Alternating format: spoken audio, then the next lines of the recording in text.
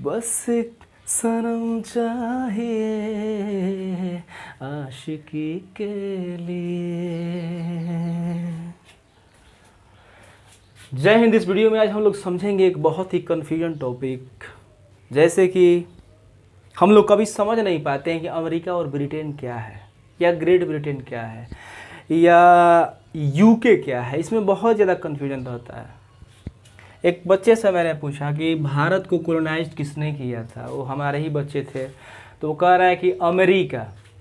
तो इस कन्फ्यूजन में आप लोग नहीं रहिए। अमेरिका ने जो है हमारे देश को गुलाम नहीं किया था, ब्रिटेन के लोगों ने, यूके के लोगों ने हमारे देश को गुलाम किया हुआ था।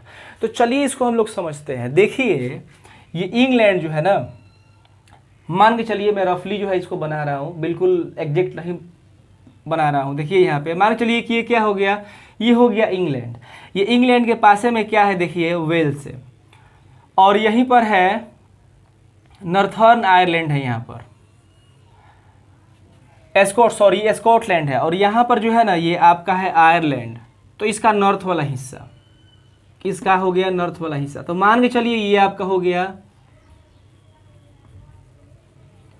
इंग्लैंड, हो गया ये आपका हो गया स्कॉटलैंड, हो गया ये आपका हो गया वेल्स, हो गया, और ये है आयरलैंड, ये है आपका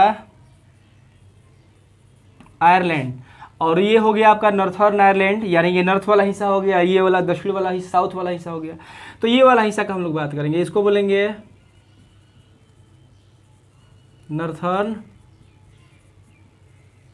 आयरलैंड। अब देखिए जब भी बात आता है इंग्लैंड का ना, जब भी बात हो इंग्लैंड का, तो समझिए कि इस पोर्शन की बात हो रही है, इस एरिया की बात हो रही है। अब जब बात आता है ब्रिटेन का, तो ब्रिटेन का निर्माण कैसे होता है, जैसे कि यहां पे देख लीजिए, इंग्लैंड का मतलब बस इंग्लैंड। लेकिन जब भी ब्रिटेन की बात हो तो ब्रिटेन बराबर यहां पर देख लीजिए, जब भी ब्रिटेन की बात हो तो इस दोनों की बात करी जाती है, इंग्लैंड और वेल्स, यानी इंग्लैंड प्लस वेल्स को मिलाने से बनता है हम लोगों का ब्रिटेन। अरे हम लोगों का नहीं, माने समझने के लिए, है ना। तो इंग्लैंड और वेल्स जब मिलता है तो बनता है ब्रिटेन। तो जब भी ब्रिटेन की बात हो रही हो तो समझ जाइए कि बात किसकी हो रही है, तो इंग्लैंड और वेल्स दोनों को मिला करके बात हो रही है। अब बात आता है ग्रेट ब्रिटेन। ये भी नाम आप अक्सर सुने होंगे, ग्रेट ब्रिटेन। तो जब इसकी बात हो तो किसकी बात होती है, इंग्लैंड और वेल्स और स्कॉटलैंड, इन तीनों को मिलने से बनता है ग्रेट ब्रिटेन। तो हम लिख देते हैं England plus Wales plus Scotland, इन तीनों के मिलने से बनता है ग्रेट ब्रिटेन। तो जब भी इंग्लैंड का बात हो तो समझ जाइए कि इस एरिया की बात करी जा रही है। अब इसके बाद जब भी ब्रिटेन की बात आए तो समझ जाइए इंग्लैंड और वेल्स दोनों को मिला के बात चल रही है। और जब भी ग्रेट ब्रिटेन की बात हो रही हो तो समझ जाइए कि स्कॉटलैंड, इंग्लैंड और वेल्स तीनों को मिला के बात हो रही है। अब बात आती है यूके का। यूके क्या है, तो यूके बनता है इंग्लैंड, वेल्स, स्कॉटलैंड और नॉर्थर्न आयरलैंड के मिलने से। आयरलैंड मत बोलिएगा, नॉर्थर्न आयरलैंड, क्योंकि सिर्फ ये हिस्सा जो है ना यूके में मिला हुआ है। तो यूके के लिए क्या हो जाएगा, इंग्लैंड प्लस वेल्स प्लस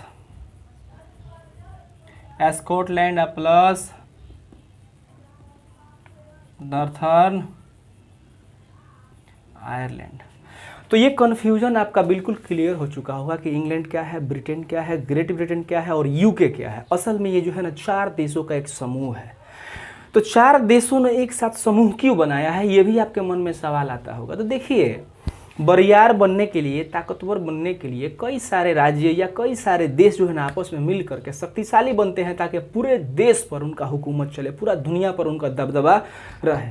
और ये आज से नहीं, एक ज़माने से ऐसे ही चलता हुआ आ रहा है। तो सबसे पहला चीज़ कि ये 4 जो देश आपस में मिले हुए हैं, सबसे पहला चीज़ कि इनको बहुत ज़्यादा शक्तिशाली बनाता है।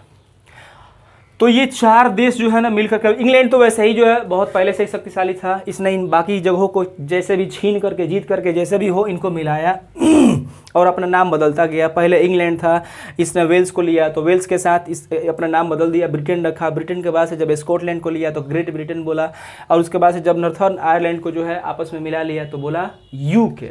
तो यही है इन नामों का खेल, इंग्लैंड, ब्रिटेन, ग्रेट ब्रिटेन और यूके का। तो ये 4 देश हैं और ये 4 देशों का समूह है यूके। और एक बात, खास बात और समझ लीजिए, वीडियो को अंत तक देखिएगा, एक से एक इंपॉर्टेंट जानकारी आपको दी जाएगी इसमें। तो देखिए इसमें खास बात और है ना कि ये 4 देश अलग अलग हैं और इन चारों देशों की अपनी राजधानी भी है, राजधानी के साथ साथ इनका अपना झंडा भी है। अब यहाँ पर एक बात और आपके ख्याल में आ रहा होगा कि यहाँ पर सरकार किस प्रकार का चलता होगा। तो देखिए सरकार 2 तरह का होता है, एक होता है फेडरल फॉर्म ऑफ गवर्नमेंट जिसको संघनात्मक सरकार बोला जाता है, और एक होता है यूनिटरी फॉर्म ऑफ गवर्नमेंट, इसको एकात्मक सरकार बोला जाता है। तो फेडरल फॉर्म ऑफ गवर्नमेंट क्या होता है और यूनिटरी फॉर्म ऑफ गवर्नमेंट क्या होता है, अगर इसको बिल्कुल डीपली इस वीडियो में मैं इसमें बताने वाला नहीं, मैं शॉर्टकट में इसको बताऊंगा, लेकिन अगर आप डीपली जानना चाहते होंगे कि एकात्मक सरकार और संघनात्मक सरकार में क्या फ़र्क होता है तो कमेंट सेक्शन में ज़रूर लिखिएगा, मैं इस पर वीडियो बना दूंगा। बिल्कुल आसान भाषा में आप समझ लीजिएगा। फिलहाल इतना बात आप समझ लीजिए, फिलहाल समझ लीजिए कि एकात्मक सरकार क्या होता है और फेडरल फॉर्म ऑफ गवर्नमेंट में क्या होता है। जो फेडरल फॉर्म ऑफ गवर्नमेंट होता है उस गवर्नमेंट में क्या होता है, एक केंद्र सरकार भी होता है और राज्य स्तरीय भी सरकारें होती हैं।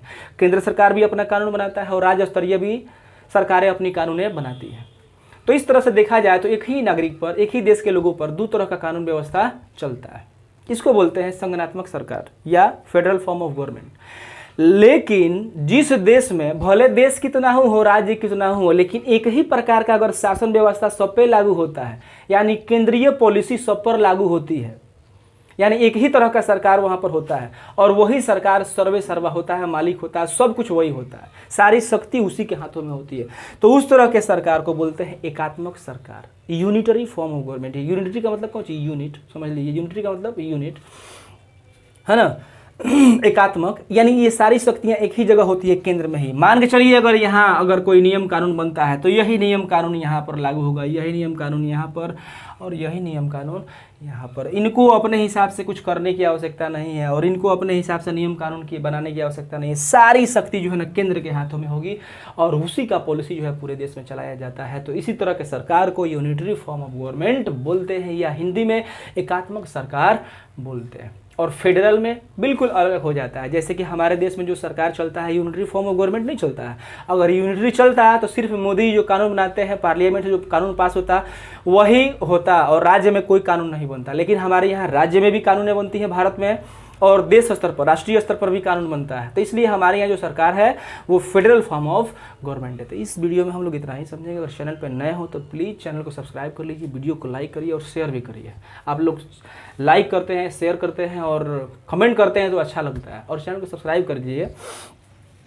आज के लिए बस इतना ही। जय हिंद। फिर हम लोग मिलते हैं किसी अगले टॉपिक पर। और किस टॉपिक पर आप वीडियो देखना चाहते हैं, किस तरह का टॉपिक आपको चाहिए या क्या पढ़ना चाहते हैं, आप कमेंट सेक्शन में ज़रूर लिखें ताकि हमें पता चले और उस तरह का टॉपिक पर मैं वीडियो बना सकूं। जय हिंद।